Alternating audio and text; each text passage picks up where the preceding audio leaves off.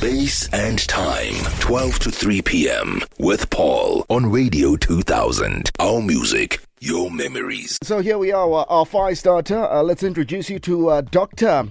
Mateo Mutsisi, who's an author, philanthropist, physiotherapist, acupuncturist. She's a life coach, and I'm sure you do many other things. Good afternoon. Welcome, Doctor.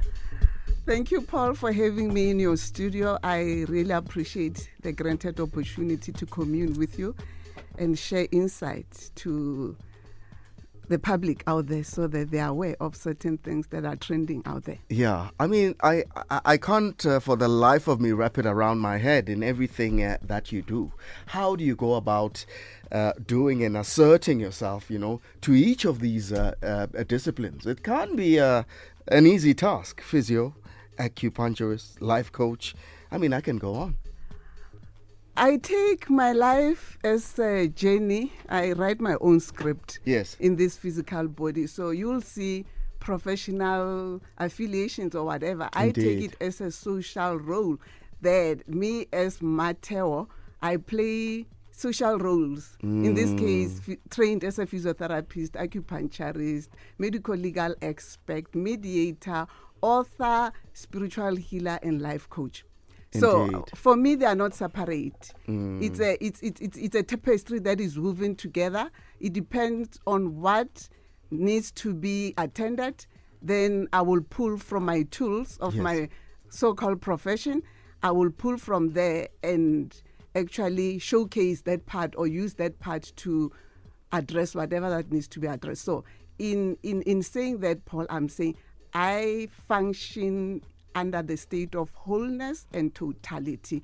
I'm neither separate from the roles that I'm playing, and I see a human being in totality. So when I treat a person, I look at the mind, body, and spirit.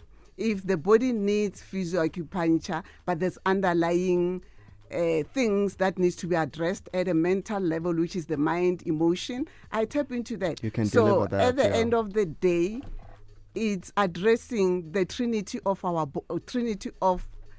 makeup. Yes. Because we're made of the body, the mind, and the spirit. So I think during this great shift, during this era of Aquarian, we need to address things in totality, not as separate entities.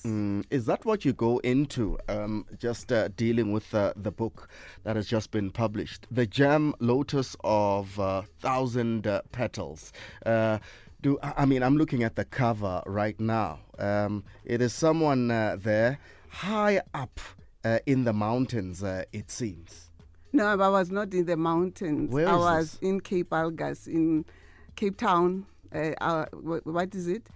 Western Cape, where the two oceans meet. Oh, okay. So I went there on a spiritual retreat. Indeed. And I've just returned from Carthage because I wanted to go to the southern tip of Africa and match it with the northern tip of Africa. So I've actually crossed both poles, balancing energies. So I was there and I was on a spiritual retreat. Some chase the sun, all year. You chasing the energies. I don't chase, I don't run, I don't compete. I merge with everything in totality. Tell us more about the book then, The Gem Lotus of 1,000 Petals. What are you dealing with here? The themes of the book, it's about spiritual awakening. Yes. We tend to think that spiritual awakening, it means you should be affiliated to a certain religion. It's not about the religion. Yes, they serve a purpose. I'll speak from my own experience. They serve a purpose. They serve as a map to guide you with their do's and don'ts. Yes. But when you awaken, you realize that religion has taken you to a certain point, but you reach a cul-de-sac. Because religion will tell you, do that, don't do that, do that. I'm a rebel at heart. I don't do well with regulations and instructions. So I'm naturally, if you say to me, don't do that, what you're saying to me is that prove it that you can do it, and definitely I will do it for you. So religion will put you at a cul-de-sac. So when I explored that, being raised as a Christian, under a Christian environment by my parents, it was good. It served its purpose. But then I reached a cul-de-sac where I was questioning. You needed to start questioning at some point as you grow, Of course, I guess. Yes. of course. When you awaken, you realize that you cannot allow yourself to be described according to the norms of the society, according to the expectations of others, according to the programming of the institutions, having studied and having acquired so many qualifications. I realized that at the end of the day, I had 3 questions, Paul, to ask myself. Who am I in the real sense of who am I, except the social roles which you've just mentioned, Yes. and also outside the name that I've acquired from my parents. So I wanted to ask myself, who am I? That was the first question. The second question was, fine, where do I come from? Because definitely I come from somewhere. For me to land on this platform we call Mother Earth, the blue pill. And then the third one was, where am I going? Because, Paul, we all in a journey. You know, if you go back and you understand that we all energy in motion. Yes. In our dense form, I see you as Paul because it's the solidified form, which is matter. Correct. But energy changes from one state to another state, then it's the water form, and then water also going back to your body, that the blood that is running, which is 70% in your body, it matches the blood, the water in our planet, the blue pearl earth, which is 70%. Correct. So then you realize also, as you breathe, it's air. So you realize that you are made of the same elements that are making the cosmos or our galaxy. There's a connectedness of some sort, so isn't it? So I realized that, okay, in this dense form, I'm known as Mateo, but I'm multidimensional. Indeed. I'm multidimensional in a sense that I exist beyond this body. So I realized that being made of the elements, which is earth, our dense form, earth, when you leave your body, that's earth, that's the material. Correct. I mean, this notion of recycling, it's not a new thing. I mean, we recycle ourselves back into earth. Then I realized that you also made up of water. Water, the blood that runs in your body, it's water. But it's equivalent to the oceans, the Indeed. rivers that run in our planet, which now they are being contaminated.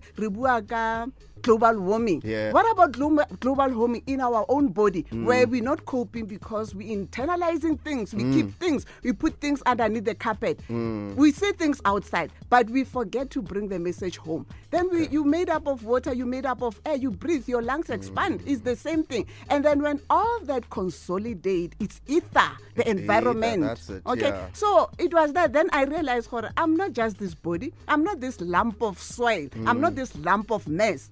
I'm beyond that. You could be God. I didn't say that. I could be God. Yes, she but could be God as well. but you know what? I'm reading currently the Hermetica, the Book of Thoth. Yeah.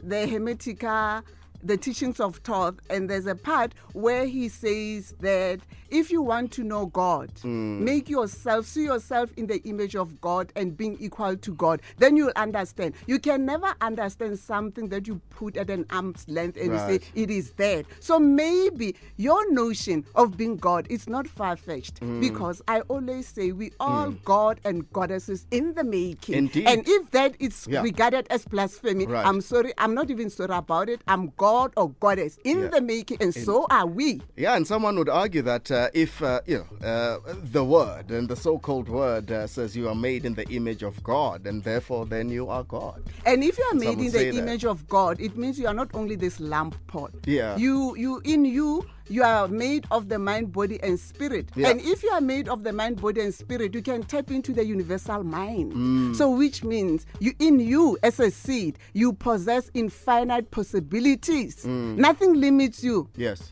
So you should not be acted upon. Neither should you be you should not allow yourself to be acted upon, manipulated, dictated, because you realize that you're sovereign unto self because you are a God.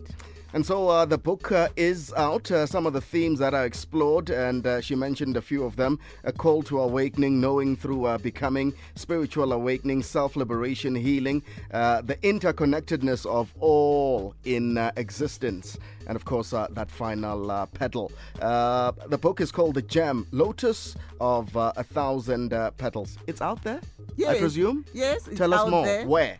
The book is published under Amazon KTB, Yes. KDP. It's available internationally through Amazon and all those affiliated with Amazon. And then nationally, it's available at Take-A-Lot. And then I've got few copies anyway, but yeah.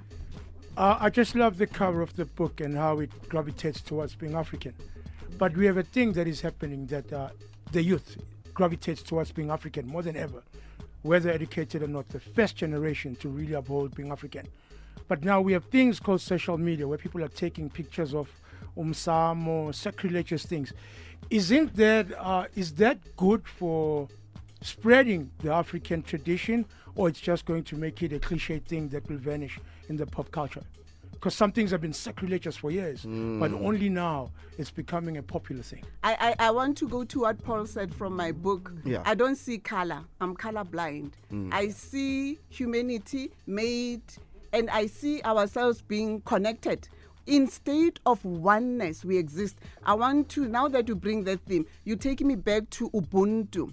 Ubuntu is not an African thing, neither is it a new thing. It's as old as creation itself. Yeah. It goes back to the era of Atlantis, the era of Lemura, where we talk about oneness. Yeah. Umuntu ngumuntu ngabantu, mutu ki mutu ka batho ba bang. It's just that we say it in African, but it's going back to the era of the Atlantean age. We are in the era of Aquarian, but polar opposite to it is the era of Leo during that period when they were building the pyramids. Yeah. So our awakening calls for us to actually question dogma, indoctrination, question things. Will say, no, it's about now opening up and exploring more. Okay, when we talk about Ubuntu, where does Ubuntu come from? Ubuntu comes from, we call the great mother goddess of creation. Yes, forgive me for that. Yes, but when we go back, living dead, we can use one collective term, Mantu. Mother of the nation, Mantu. And then where does the name Mantu come from? Baba Credo, who I spend a lot of time with. Yeah. Baba Credo was saying to me, when the name was coined, it was that when umuntu magahamba, what you do. And then that's time, ebenna, ntu, ebenna, Mantu. Abantwana baka Mantu were called Bantu. Bantu. And then abantwana baka Mantu called Bantu, the mother Mantu. And then banaba Mantu baphela in that thing Ubuntu, where we embrace umuntu ngumuntu ngabantu.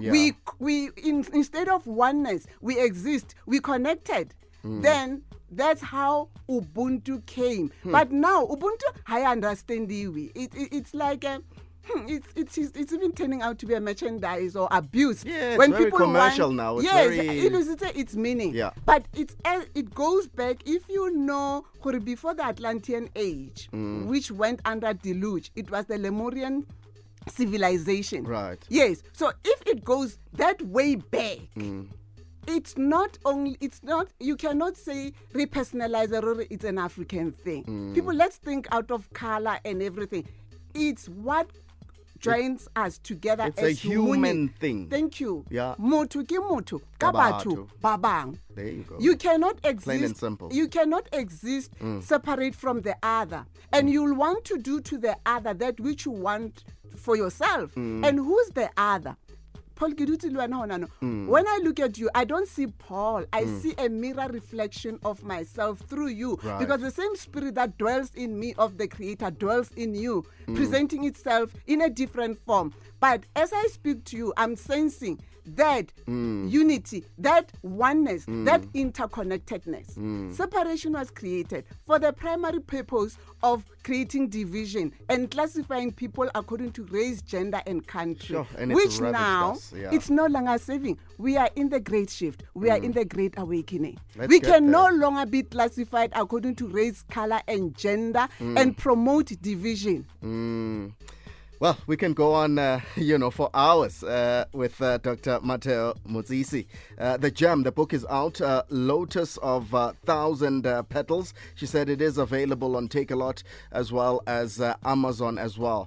We thank you so much for taking the time to come through. We don't have enough time. Would have loved to just unravel it more. But do get the book, and really you will be able to dig in to the book and get some of the reflections that she's just put forward. Once again, Ralebo. Thank you. Stay in the know with Radio 2000 podcast.